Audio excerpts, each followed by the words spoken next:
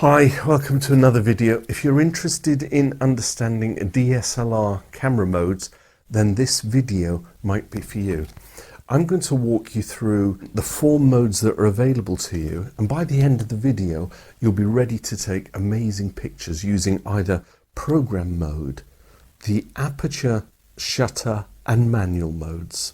Before we jump into the different modes, it's crucial to understand the basics of exposure and the exposure triangle.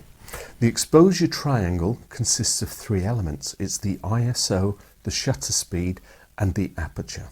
ISO measures the camera's sensor sensitivity to light.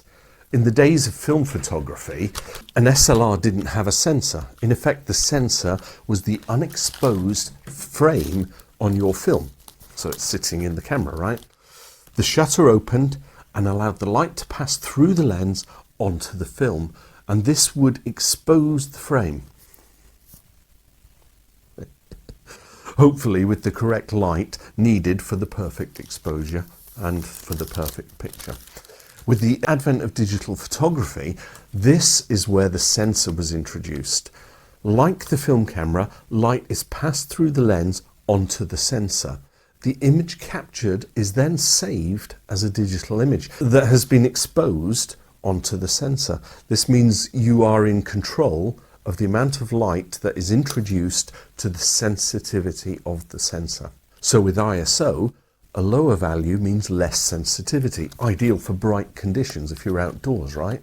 While the higher ISO increases the sensitivity and it's useful for low light, so you're indoors, that kind of thing. In the menu section on my camera, I can set the desired ISO value, or I can set it into auto mode, allowing the camera to choose the ISO that it needs based on either the shutter speed or the aperture settings that I use. And again, based on the light available to me. The shutter speed controls how long the camera's shutter remains open to expose light to the sensor. A fast shutter speed freezes action, very quick light, while a slow shutter speed can create a blur, a motion blur, and allow more light in. The aperture refers to the opening in the lens through which light enters. Apart from allowing light in, aperture also allows us to control the depth of field for our image. Aperture is measured in f-stops.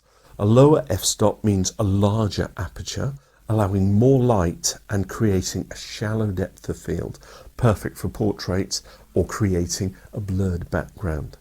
A higher f-stop means a smaller aperture, letting in less light but increasing the depth of field, which is ideal for landscapes and allowing more of the subject to be in focus. These 3 elements work together to achieve the correct exposure. Now that we understand those basics, let's explore how the different DSLR modes leverage these settings. First up then is program mode, or P mode, or sometimes priority mode. And this is the easiest mode for the beginner to learn some of the basic settings and to move away from fully auto mode. Fully auto mode, especially on my camera, is signified by the green camera icon with the word auto above it. The next auto mode gives you just a bit more control. You can run the camera in auto mode but disable the flash. So if you're running in auto mode, then you might be in an area where it says no flash photography and you just don't want the flash to pop up. So you switch to this alternative auto mode without using the flash. That being said, I want you as a photographer to step away from the auto mode, so back to program mode. In program mode, sometimes as I said called priority mode, your camera automatically selects both the aperture and the shutter speed. And this mode is great for beginners or when you need to take a quick shot without worrying about all of the settings. Whilst the camera will choose the shutter speed and the aperture for the image, you still have control over other settings like the ISO, the white balance and exposure compensation, making it flexible yet straightforward option. So let's get outside and take a shot using P mode, program mode. I should have perhaps put my sunnies on. shortcuts. First of all, let's make sure I'm in P mode. And then what I need to do is make sure that I've got my ISO set to 100. I have auto sensitivity switched off, and I'm going to have it as 100 ISO. So that's good. So by doing that, I know I'm at ISO 100.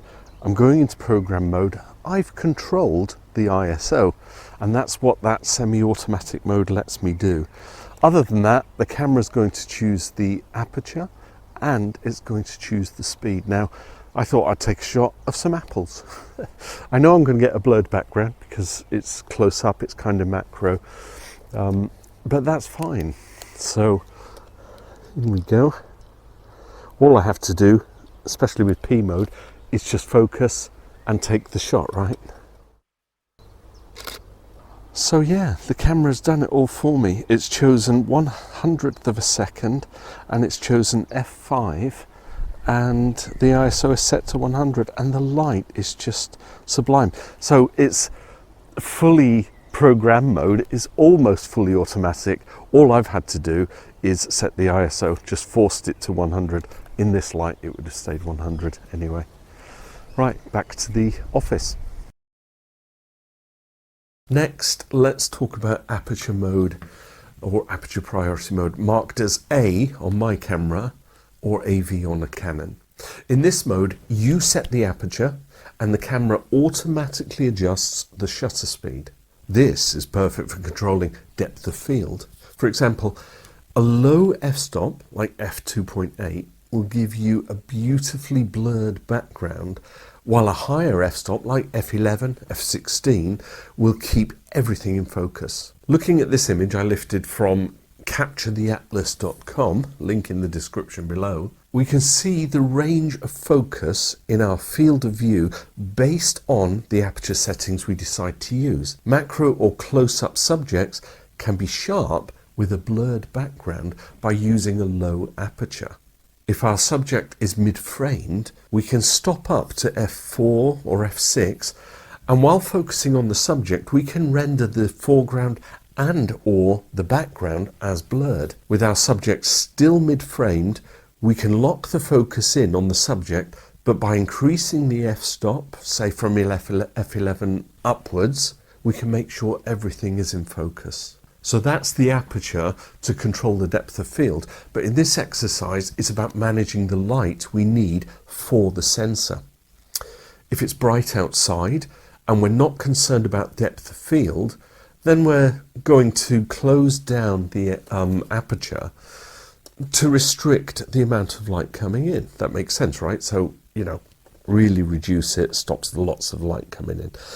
If it's dark outside or overcast, then that aperture gets opened and allows light to come in, but of course we still have depth of field to think about. So let's go out and take a shot using aperture priority mode. Let's just make sure I've got it all set up. So what I need to do is make sure I'm in aperture priority, so just swap that over to A. That puts me in aperture mode. Cats are meowing. As you can see, we're in aperture mode. I've still got it set on, here comes the cat, can you see it? Yeah. I've still got it on aperture mode and ISO is set to 100.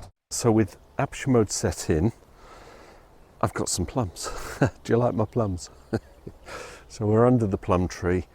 If I can get a lovely shot, and it's not going to be dissimilar to priority mode because that gave me f5. But what I'm going to do is try and get it as low as possible.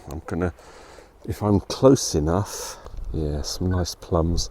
I've got the wind blowing. So because it's aperture mode, I'm going to push it down. I'm at 35mm. It gives me 4.2. That should give me a blurry enough background. Now, let's do it without the wind. Look at that beautiful bokeh. Spelt B-O-K-E-H. It's a Japanese word which means blur or haze. It's a lovely bouquet you've got there. So aperture mode makes it easy to create your depth of field, but also to control the light.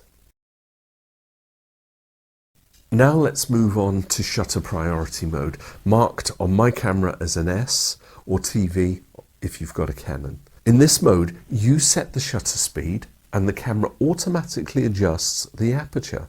This mode is ideal for capturing motion. Now, whether you want to freeze fast action or create a sense of motion with a slower shutter speed, this mode gives you the control that you need. In my video at Headcore, link up here, I wanted to make sure that when I was capturing airplanes, I'd have the spinning propeller all blurred.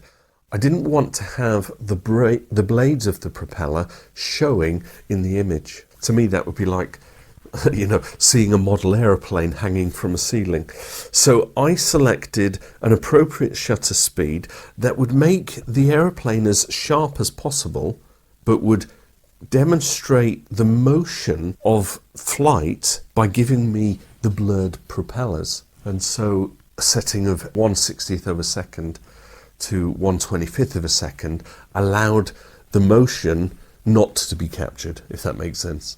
Let's go out and try a shot or two using shutter priority. Let's have a look at the settings. So we have to make sure that we're in shutter priority. Easy peasy.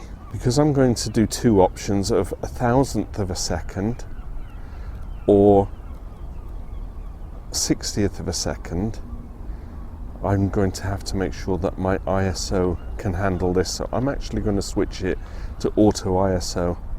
And that will allow me, if I have it on a 60th of a second, it will choose an appropriate shutter speed based on my focal length. If I have it at 1/1000th of a second, because I'm on auto ISO, I'm not getting a light meter. It's just going to handle it. And again, based on focal length, the f-stop will set itself appropriately. And so I've got this whole vista here with the sun shining down on what will be a car passing. Now I want to take two shots. Remember that shutter priority is all about blurring motion or freezing motion.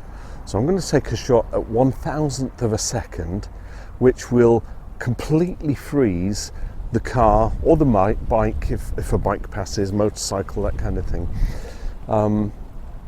So the turning of the wheels will be completely rigid. If that makes sense. Is that a good word? Static. That's probably a better word, static. Then I'm going to take a shot at 1/60th of a second, but I'm actually going to pan with the subject so that I capture and freeze the vehicle. But because it's a slower shutter speed, the wheels will appear as if they're in motion, and maybe the background will be blurred as I pan. So it's going to be a case of waiting for a car. There's one now. I could have been ready for that. So I'm going to go for 1/1000th of a second. I've got auto ISO on, and I'm just going to freeze the car.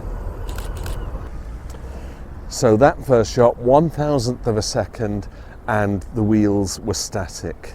Perhaps not the best subject, but nonetheless, it demonstrates 1/1000th of a second, and I froze the motion. There's a car coming. I've got a 60th of a second.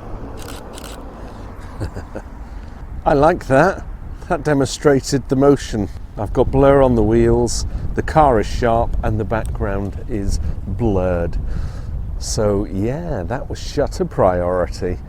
Perhaps I could have chosen a better location, a really busy road or something, but you get the gist of it.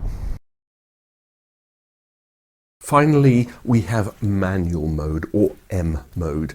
And this mode gives you complete control over all the settings. So you control the ISO, the shutter speed, and the aperture, the exposure triangle, right? This is perfect for photographers who want full control, full creative control.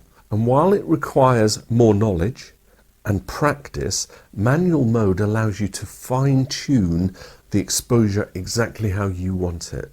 Because you will have practiced using the other modes, program mode, but controlling ISO, white balance and exposure, compensation, aperture mode for controlling light and depth of field, and shutter mode for controlling blur and motion, with manual mode, guess what? You control everything.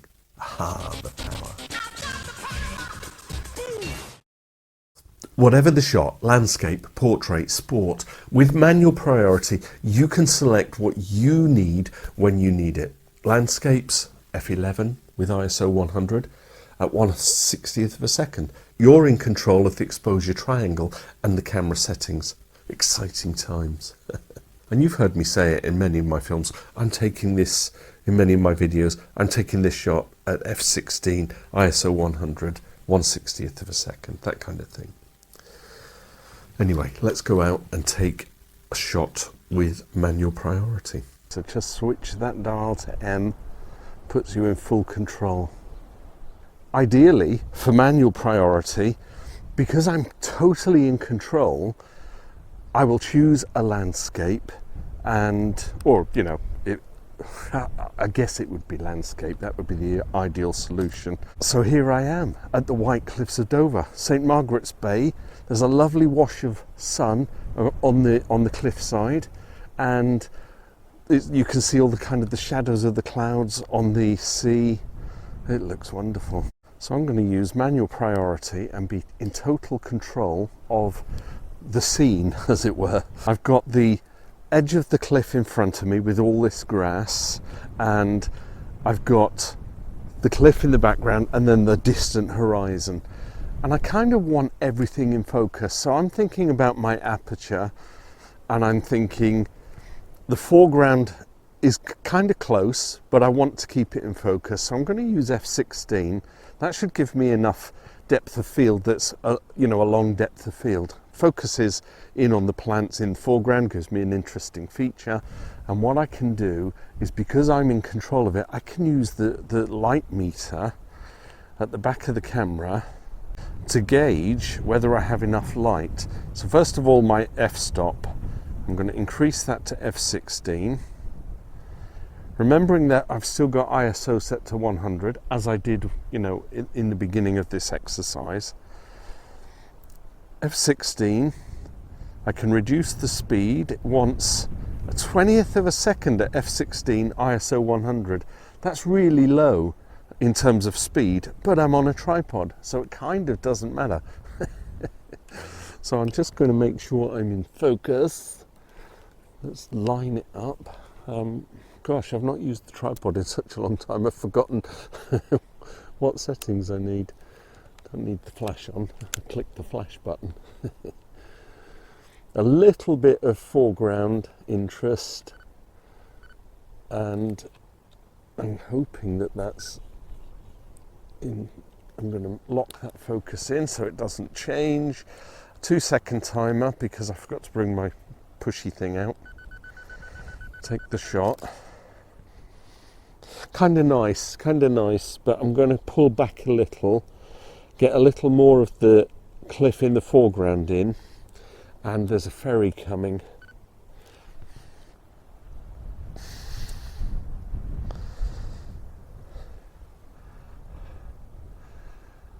So with that ferry coming in, I should be able to capture it just as it reaches the edge of the cliff. Look at that wash of light, that's beautiful. All right, so just bear with me for a second. We'll transition. I've got cloud, but I've still got some sunlight. So here we go. It's I've been putting the metadata on the other pictures, and I'm talking it out as I take the picture, but you'll see the metadata. F16 at a 15th of a second, ISO 100, and I've got a lovely ferry coming right in. Let's go for that shot. Look at that, everything is crystal clear, the ferry's clear, well maybe it isn't, but I wasn't focusing on the ferry anyway. But I've got a foreground interest, cliffs on the right, cliffs smack in the middle, lots of open space. I'm happy with that. That was an exercise in manual priority. Let's conclude back at the office. So there you have it, a complete guide to understanding and using different modes on your DSLR camera. Whether you're a beginner or you're looking to refine your skills, mastering those modes will help you take better pictures. If you found the video helpful, give it a thumbs up and leave me a comment below and tell me your favourite mode. What mode do you prefer to shoot in? Thanks for watching. See you in another video. Bye for now.